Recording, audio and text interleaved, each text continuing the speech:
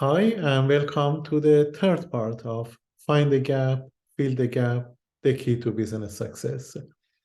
The aim of this program is to help those who are entering the market for the first time and they like to know a little bit more how to set up a business.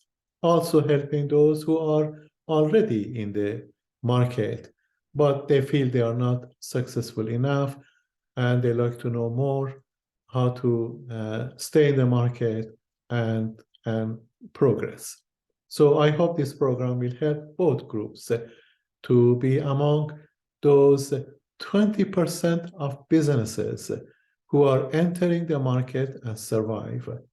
As I mentioned earlier in one of the programs, 80% of new businesses entering the market fails in the very first 6 months or 1 year for various reasons and exit the market. So what we see today in the market are those 20% of successful businesses that survived and are in the business.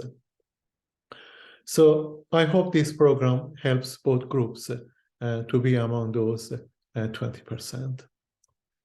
Now, in this third part, based on suggestions given in the second part about gaps in the market, we are going to suggest a number of tools that are necessary to fill those gaps. But before talking about gaps, let me begin by saying that for most organizations at all levels, whether small or large, and in relation to commercial, economic, and governmental organizations, the most important part is resource efficiency. When a gap is discovered in the market, it must be filled with the right tools. If we look at some of the failed organizations, we notice that they have discovered the right gap, but have been unable to fill it with the right tools. And as a result, failed and created a serious and severe crisis, not only within their own organizations, but also for the larger community. So choosing the right tool stops a business to be failed. In this third part, as I mentioned, based on the suggestions in the second session on finding gaps, 10 tools will be recommended that can be a guide to fill the gaps more effectively, especially for small businesses. Please note that these are only suggestions, and you can also consider your own tools for any business gaps you have discovered in the market. What I am suggesting here are tools that have enabled some business organizations to stay in the market and progress. Now, before talking about tool one, also from session one, let's recall and remember these 4 potential functions of a business. We talked about production, and that is about what product do we want to sell. We talked about marketing. How do we inform the buyers about our product? What type of information we are going to give them? And we talked about management. How do we manage the operation of our business? And of course, accounts. How do we put in order the accounting part of our business? Of course, we know that for small businesses and large businesses, these 4 functions are there. But in large businesses, they use a variety of departments to be in charge of these 4 functions. If you have a small business, if you are the boss, if you are in charge, if you are a sole trader, then you yourself is in charge of all these 4 functions. And therefore, it is necessary to know a little bit about production, marketing, management, and account part of the business, which we are going to discuss a little bit about them throughout this program with different tools. So let's start with tool number one, and that is the idea. Where to get ideas or vision? There are several ways to get our ideas. We can have hundreds of ideas, but which one is the right one to fill a gap? Which one suits for our lifestyle? And for which one we do have access to what we call necessary resources to start. Also, we should know that our ideas are good and work as long as a better idea does not exist or enter the market. Therefore, we should always subvert and update our ideas, especially from the customer's point of view. As soon as the customer does not like our idea or has entered the market with a better idea, our business is at risk.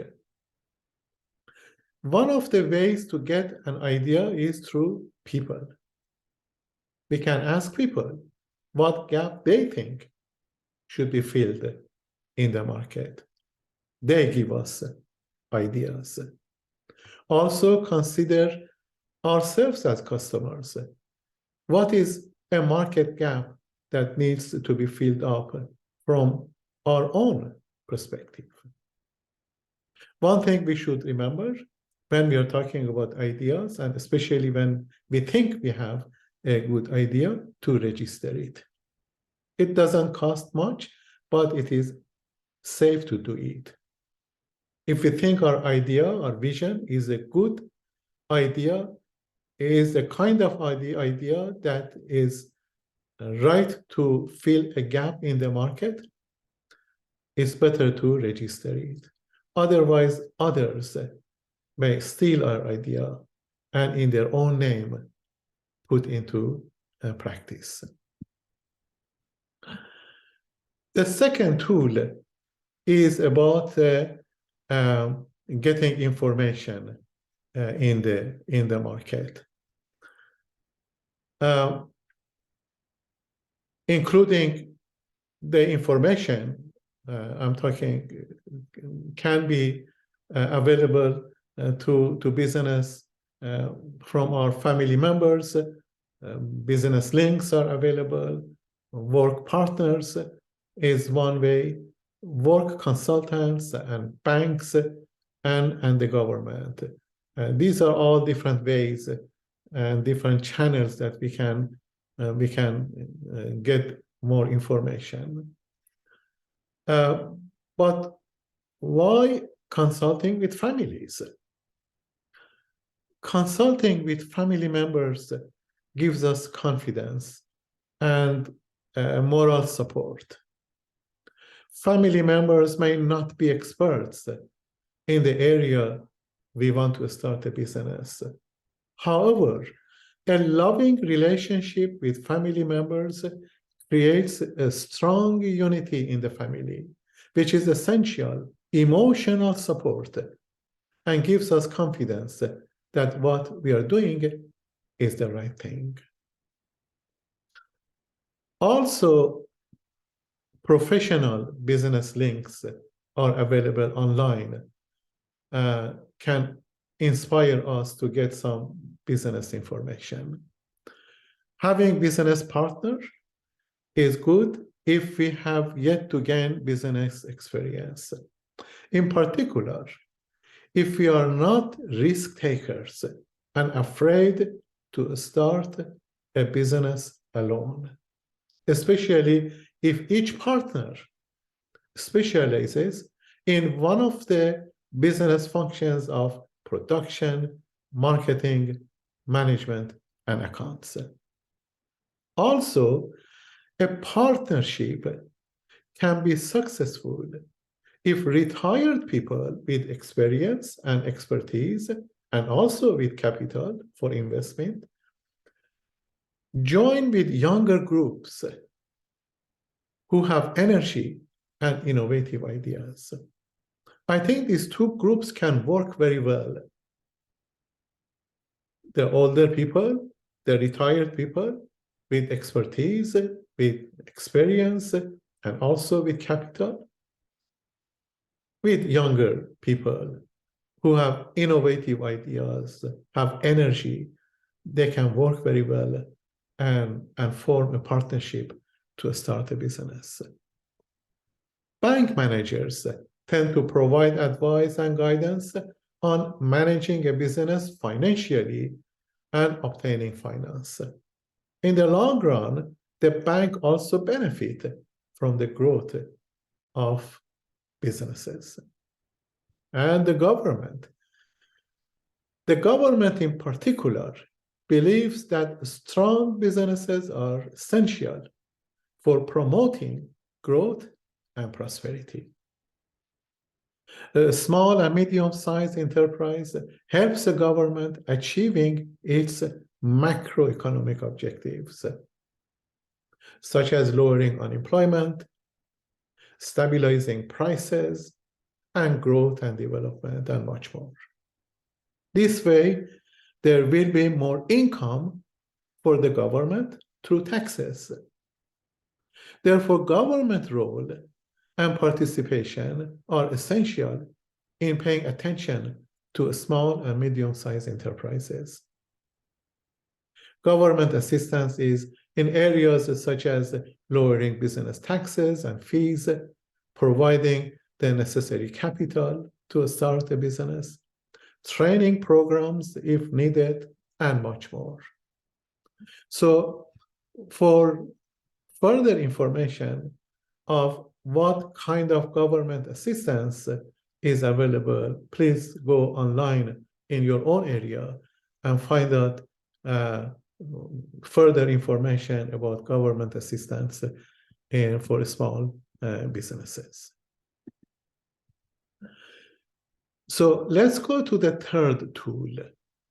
This is about market research. The definition of marketing clearly guides us on what the purpose of market research is. The definition states that marketing is the process of identifying, satisfying, and anticipating consumer needs and wants, of course, with a profit. The emphasis here is on three terms: identifying, satisfying, and anticipating. So marketing is about a process, and it is not a one-time activity. With an idea, the marketing process begins and continues throughout the life cycle of the product, including its introduction, the growth, the maturity, until the demand for the product declines and that product exits the market. Throughout this process, we have to think about our price strategy, the promotion strategy, the requirement for human resources, and much more. Market research will help us with all these activities. We must always think about our customers and how to satisfy them. Even more than that, how to delight them. It also should help us anticipate the future needs of customers so that we can stay in the business for a longer time. The rationale is that each product has a life cycle, and eventually the demand for it falls. And the business needs to replace it with an alternative product. For this reason, through market research, we have to anticipate what customers' needs and wants are in the future. Now, we can do our market research with two methods. One is primary research, which is the collection of first-hand information specific to our own business. In other words, no one else has done that type of research. The primary research, of course, takes time and may be expensive, but it is relevant to our business. So if you have a unique idea and you think that your idea can fill a gap, it is better to do your own market research, the primary research, the first-hand information that you require for your own ideas for the business. The second method is secondary market research. This is the use of information already collected for different purposes by other businesses. The information is available and can be used anytime and with no cost. However, it may not be relevant to our business, and everyone else has access to it. This information can be found online easily and use it. So we go to tool number 4.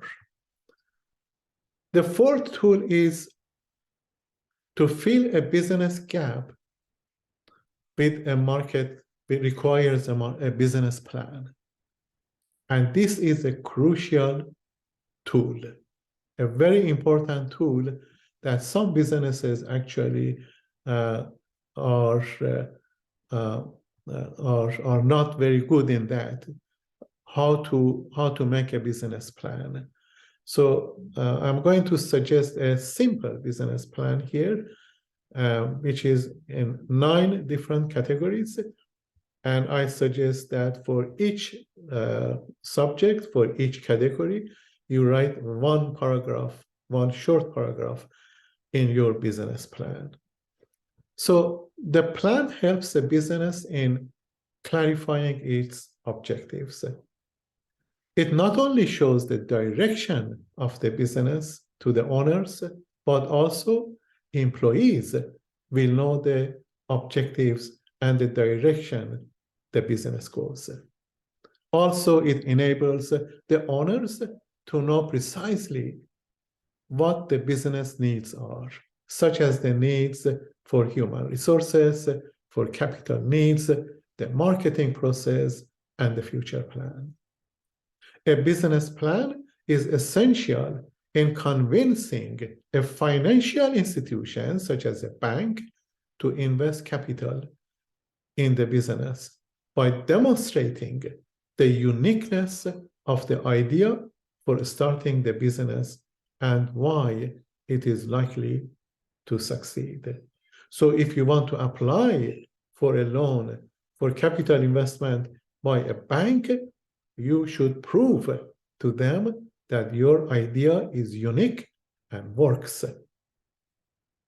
So here are the 9 parts of a more straightforward business plan that acting on them will bring you closer to your goal and your objectives. As I mentioned, there are 9 steps.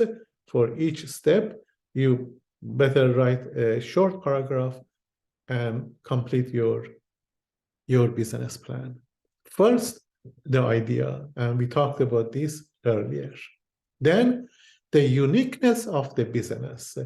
Here, we have to say the reason that our idea is based on a market gap, and it is needed, and it is working. Next, personal information about ourselves. And if the business is a sole trader or is a partnership or is a company, we have to write a little bit about personal information. Then objectives of the business, about sales and profit targets, market share, the size of business, the growth of the business. These are all various objectives of a business we have to be familiar with them and write a little bit about each one. The market plan or the marketing plan, the ways we are going to promote our products. And then the production plan.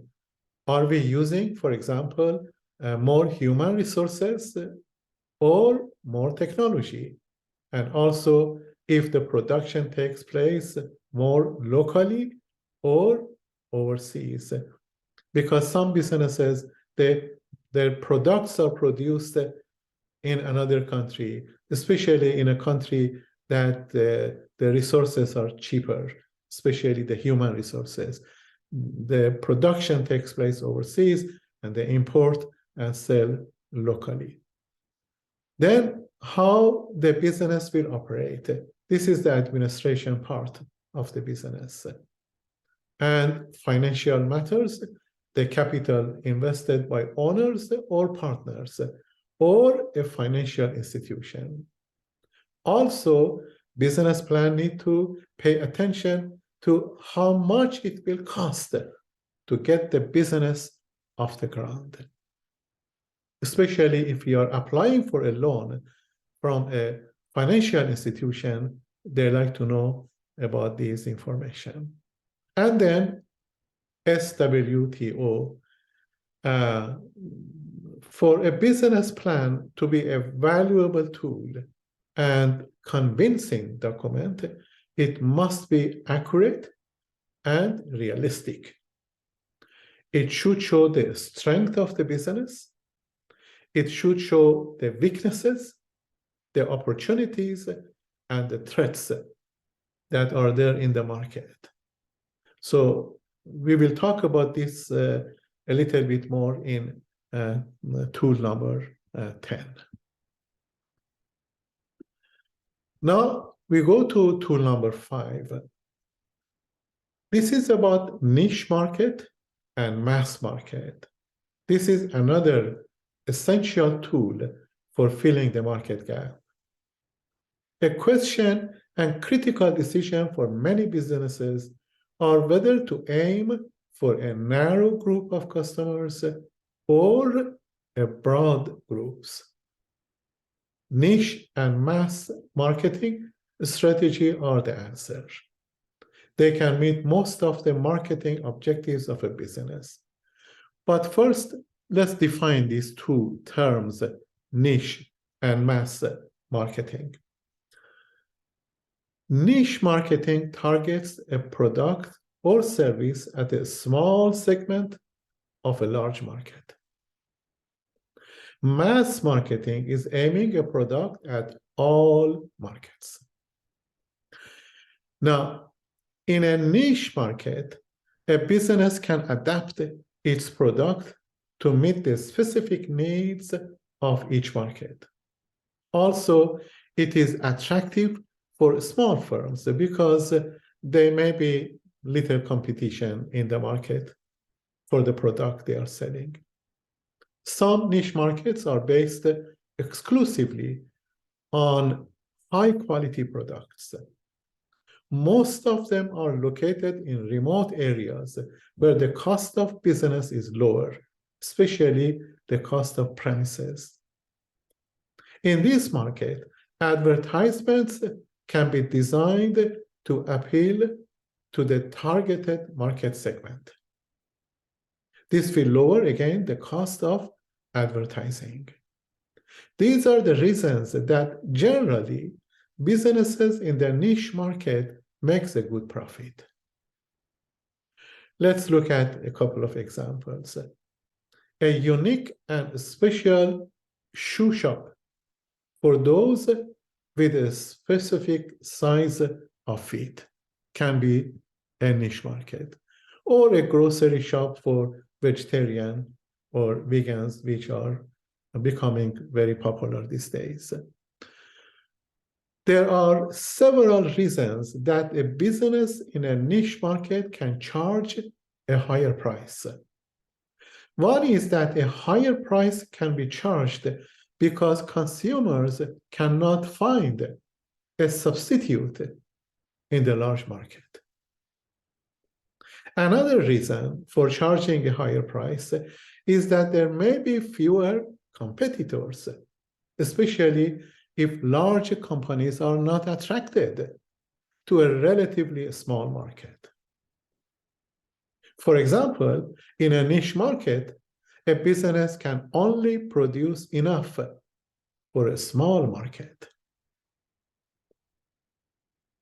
However, the high profits in the niche market attracts large firms into the market. We have to be careful about that. Therefore, in our business, we have to monitor the market more often and be aware of the entry of large businesses into this market. Now, on the other hand, mass market makes production on a larger scale, which will help lower the cost per unit. As many businesses compete in the mass market, consumers benefit from lower prices and better quality goods and services. Several reasons enable large companies to earn huge revenues and more profits. The most obvious one is the large volume of consumers. Compared to the niche market, the mass market can be challenging to appeal directly to individual customers because products must be designed to suit all customers. However, as we know, in the mass market, products are standardized, which means they are all similar. Some customers, especially children, are bored with having similar products all the time. They prefer varieties. Therefore, to avoid falling demand, a large business must regularly examine its products to ensure they suit the market, such as design, color, size, taste, branding, packaging, and attractive promotion, and much more. All these boost the image and sales increase. So we have to decide if we want to be in a niche market or in a mass market. Of course, for a small business, the suggestion is be in a niche market. And if we look at some of the shopping centers, in street shopping centers, we see so many niche markets that are working very well. So based on your idea for filling up a gap, you have to see if your idea is targeting a niche market or a mass market.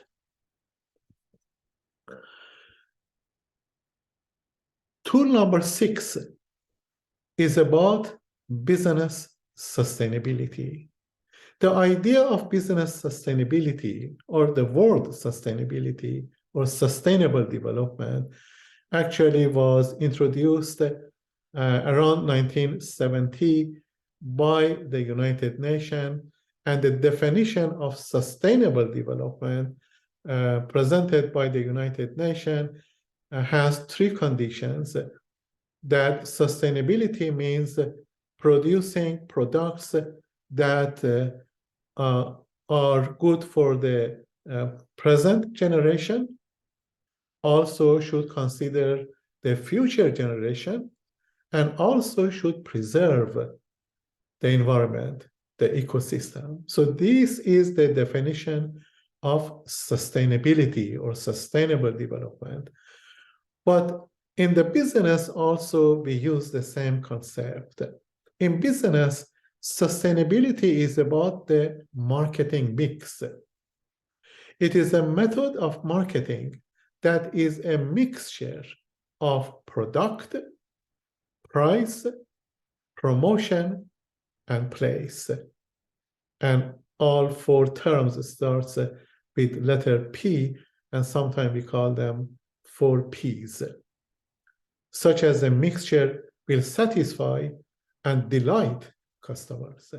In other words, a good marketing mix is one of these 4 elements that support each other. So what are some examples of this marketing P mix for each P? About product. If a product's main selling point is its excellence, then the quality and design of that product must be match consumers' expectation. About place. Price can be related, for example, to the location of the distribution of products. The price will fall if we keep the cost of the location low. About promotion, consumers also not expecting to see expensive advertising campaigns for products, as they might question whether a business keeps the cost low. And about packaging, consumers prefer a range of products to be packaged more simply so that they can see their money is well spent on the packaging. Now, in most cases, all marketing mix elements are essential, but it is generally believed that the product itself is the key to a successful marketing mix. For example, promotions encourages consumers to buy a product. The price may attract more interest, and consumers will only buy the product if it is available in a place. However, if the product fails to satisfy consumers, the marketing mix won't be a success. So the attitude of participants of the market have been changed in the last couple of decades. In particular, consumers today demand producers to produce products that are sustainable. It means that they are environmentally friendly, they are respecting the future generation, and they are good for other people and other places. And in this market condition, most products are complete in this way if we use all 4 Ps. When we say that the attitude of both consumers and producers are changed in the last 2-3 decades, means that the concept of sustainability is used as a process, as a tool of competition for many firms. Today, many firms, many businesses, they use the concept of we are the good guys as a tool of competing in the market. So what that means when we say we are the good guys, it means we are taking care of the environment by producing a product. We are taking care of the future generation. We are taking care of our employees. We are also thinking about other places and other people. So this is how today the businesses compete, being a good guy. And the concept of good guy match the question of sustainability. So a business must be sustainable. So we go to tool number 7, and that is about market segmentation. Market segmentation is classifying potential consumers into groups or subgroups. Each group responds differently to different products. The main groupings is age, gender, socioeconomic group, location, lifestyle of individual and families, family size also, usage rate, and also the lifestyle.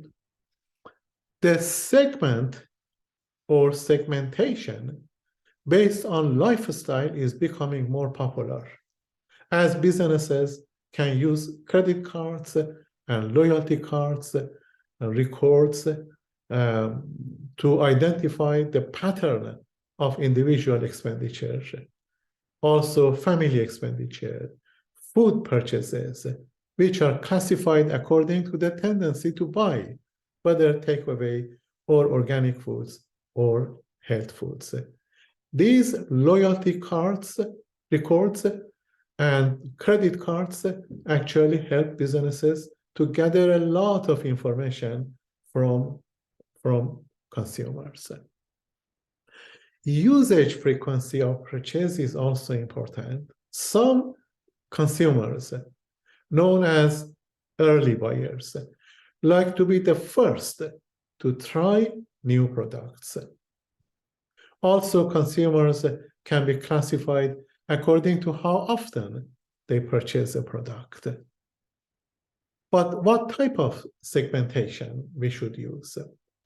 The exact type of segmentation depends on the business or the product.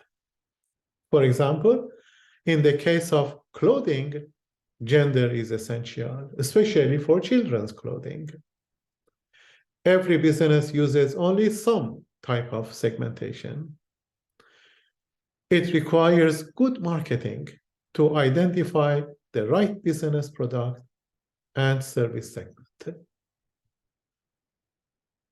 There are several benefits for businesses that use market segmentation.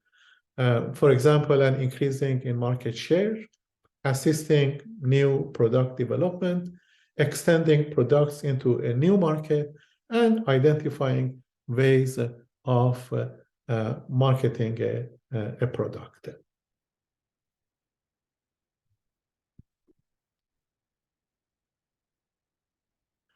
And tool number 8, about location of the business. Several factors influence decisions concerning the location.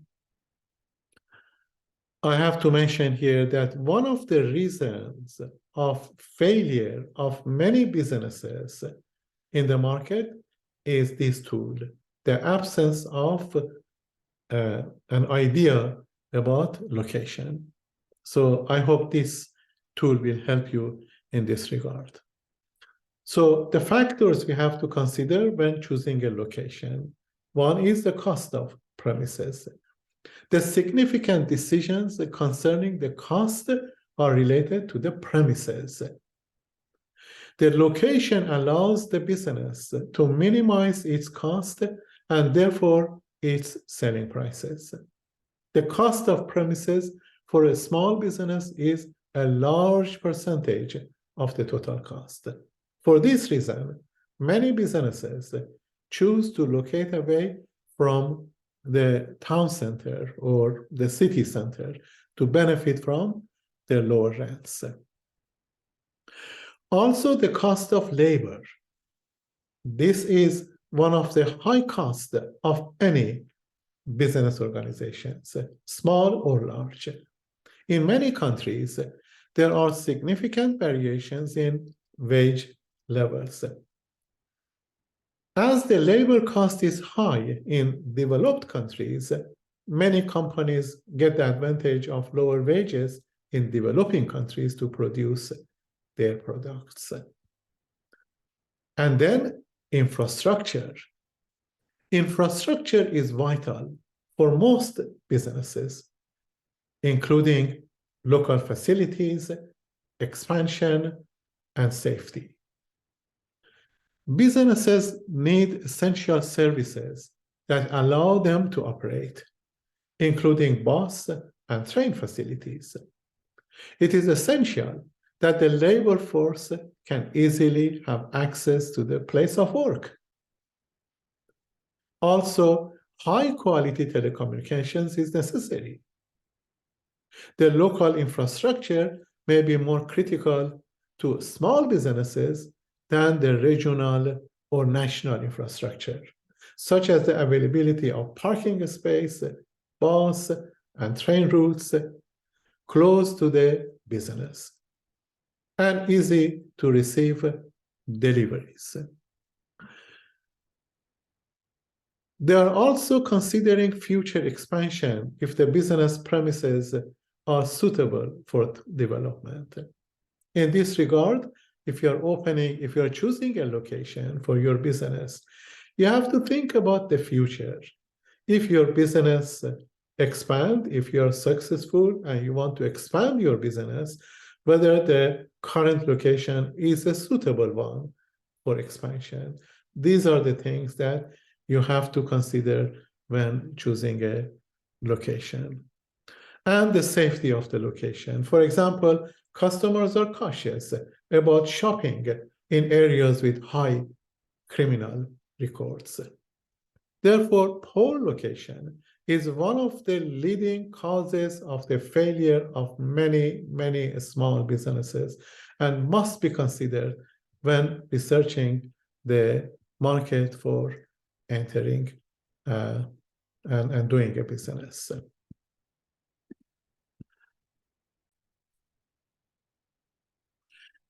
And tool number 9, this is a very important tool that will be useful, especially for small businesses, and that is the pricing strategy.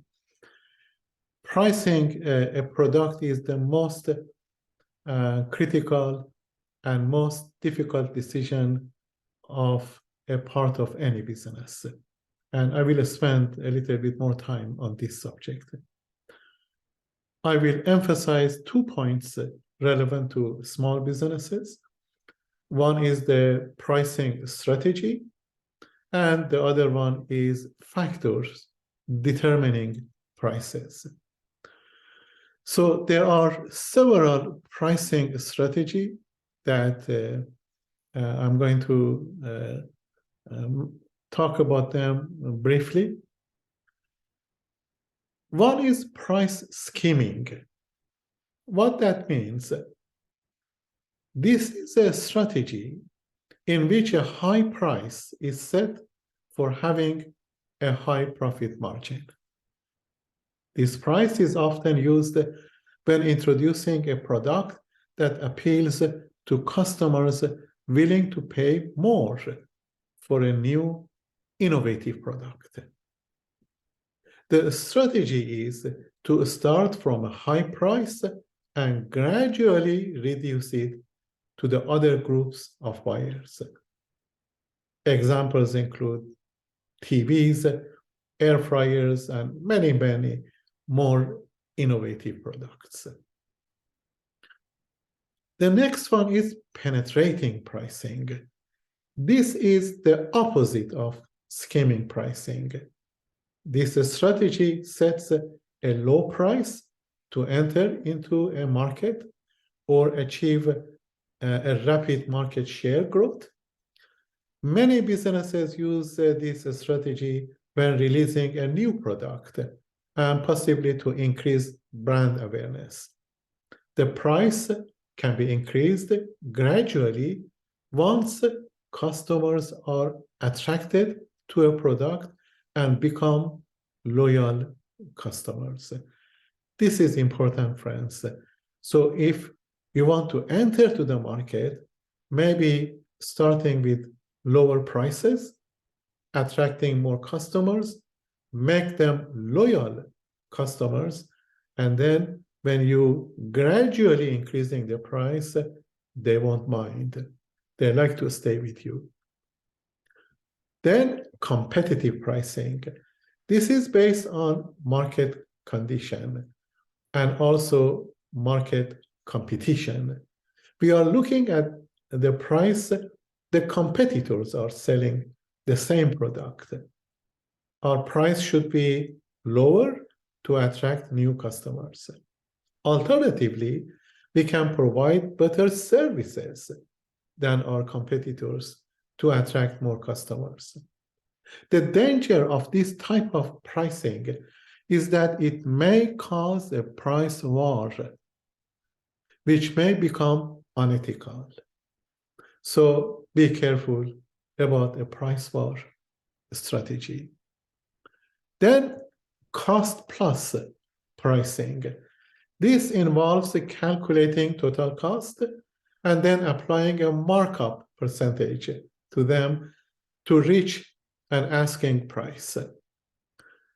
In calculating the total cost, our challenge is more to calculate the indirect cost rather than direct cost. These two different costs are different in every business. The markup is a percentage we want as a profit, which differs, of course, for goods and services. For example, clothing has between 50% to 100% profit margins.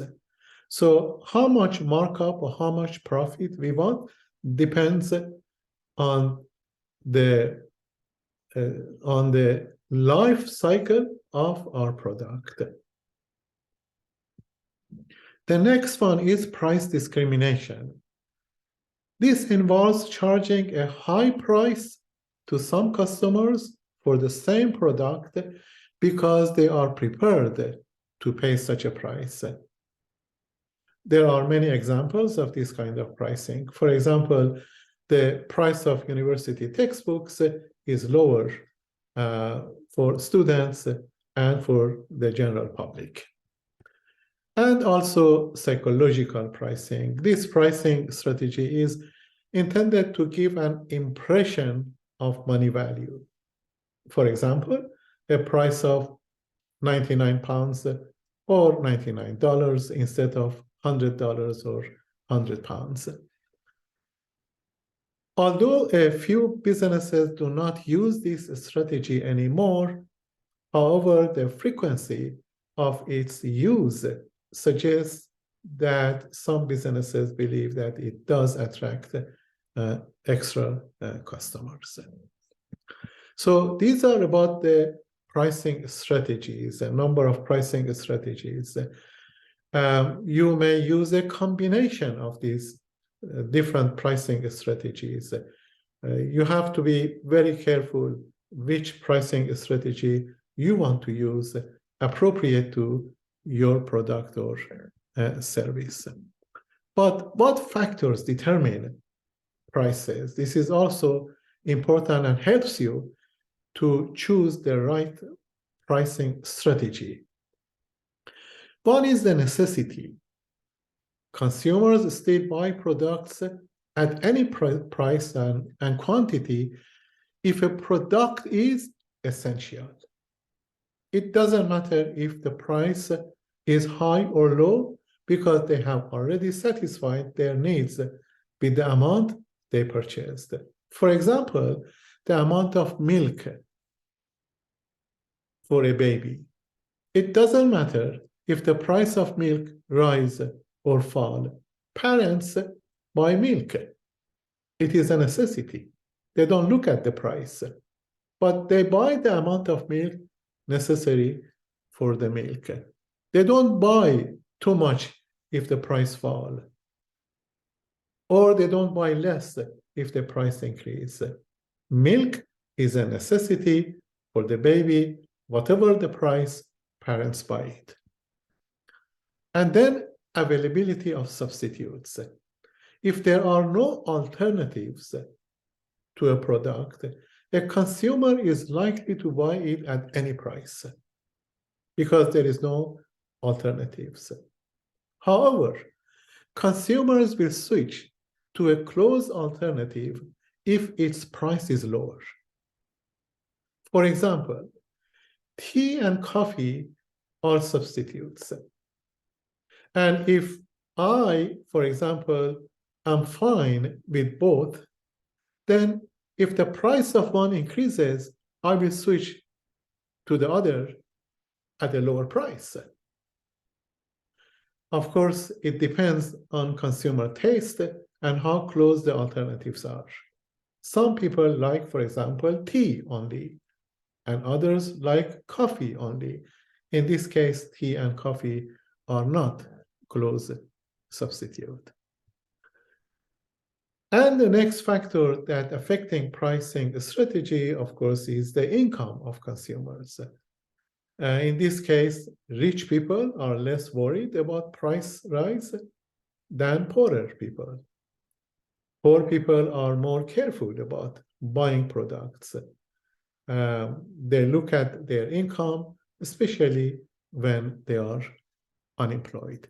So these are two sets of information, especially small businesses can benefit from that. The strategy of pricing, what type of pricing suits your product, your business, and what are the factors that determining the pricing strategy. And finally, friends, we come to tool number 10. We talked about this earlier. This is SWTO tool. S for strength, W for weaknesses, O for opportunities, and T for threats. Important thing to note is that strength and weaknesses are internal features of the business, and opportunities and threats are external aspects that can impact the business. Strength and weaknesses are in our control, and we can work towards them. We have to look at our strength and keep them alive and increase them. And we look at our weaknesses and reduce them. Now, strengths provide opportunities for a business. For example, having a superior quality product that might allow a business to win customers from competitors with, for example, inferior products. Weakness can pose a threat. For example, a business dependent on a single product could fail if customers don't require that product and decide to go to a business elsewhere. We have to look for opportunities in the market. When we discover a gap in the market, that is an opportunity. Even during current COVID-19 pandemic, new opportunity arise for some businesses. So even during economic crisis or market crisis, there are still opportunities for new gaps that need to be filled. We may face threats in different ways. Threat from customers changing their taste and attitudes towards the product we are selling. Threats from our competitors to reduce the price or offer a better service than we are offering. Also, threats from the government to introduce what we call red tape or specific legislation that is not in our favor. So we must remember that threats and opportunities are not in our hands, and we cannot control them. But strength and weaknesses are in our hands. We suggest that adding to our strength and reduce our weaknesses. You should have a record of these activities, especially strength and weaknesses, on a daily or weekly basis, also encouraging your employees to do the same thing. And this way you know that how much you progressed by increasing your strengths and how much you progressed by reducing your weaknesses. If you increase your strengths in that way, it is much easier to find opportunities and threats in the market. So the key is increasing your strengths in the market. So in the last program, part 2, 20 suggestions were given about discovering a market gap. In this program, part 3, 10 tools were suggested to fill the market gap. In ending this third part presentation, let's recall that to stay in the market and progress, we should at all times think about the following 4 factors: discovery and development of the new market, discovery and development of new materials, discovery and development of new technology, and also discovery of new buyers.